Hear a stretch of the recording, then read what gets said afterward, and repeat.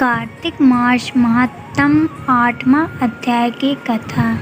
चलो आज हम आपको सुना रहे हैं। एक समय की बात है कि द्रौपदी जी ने श्री कृष्ण से प्रार्थना की, हे कृष्ण, मुझे कार्तिक मास के महात्म की कथा सुनाने की इच्छा है।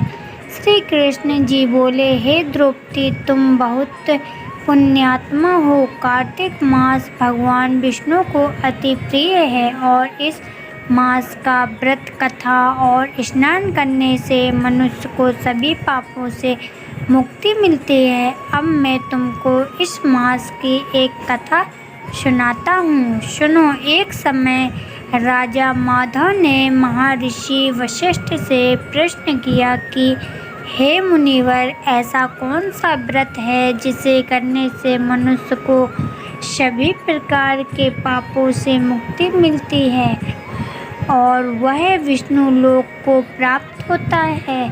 महर्षि वशिष्ठ जी ने कहा, हे राजन, कार्तिक मास का व्रत और कथा ही ऐसा पुण्यदायी कार्य है जिससे समस्त पापों से मुक्ति मिलती है।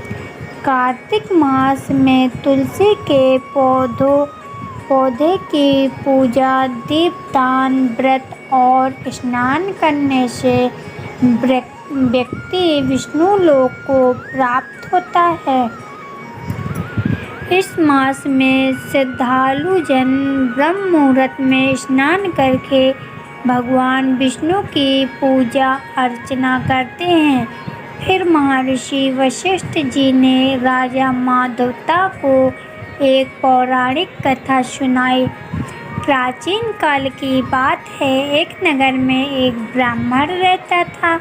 वह अत्यंत निर्धन था, परंतु उसका हृदय भक्तिभाव से भरा हुआ था। वह नियमित रूप से भगवान विष्णु की पूजा करता था और कार्तिक मास में व्रत, स्नान, दीपदान और तुलसी पूजा किया करता था।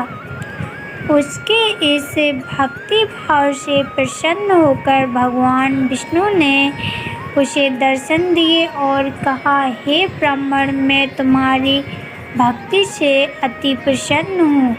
तुम जो भी वर मांगना चाहो मांग सकते हो। ब्राह्मण ने कहा, हे प्रभु, मुझे मोक्ष का वरदान दें ताकि मैं आपके धाम को प्राप्त कर सकूं।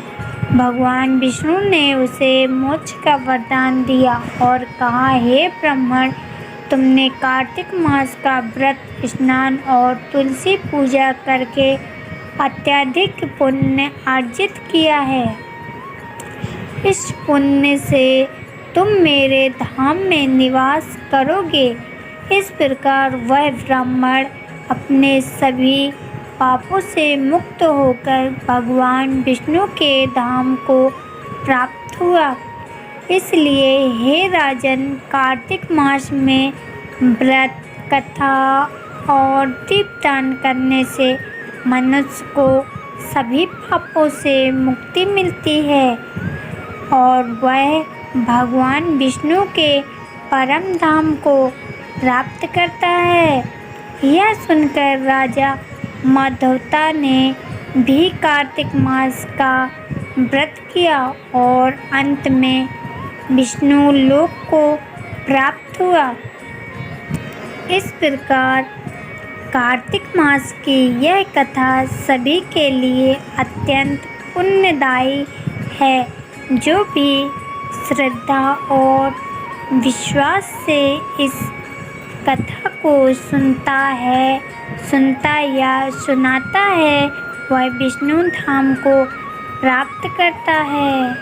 धन्यवाद। वीडियो अच्छी लगी हो तो एक लाइक शेयर जरूर कीजिए। बोलो जय विष्णु भगवान की। अगली वीडियो में फिर मिलते हैं। Bye bye. Thanks for watching.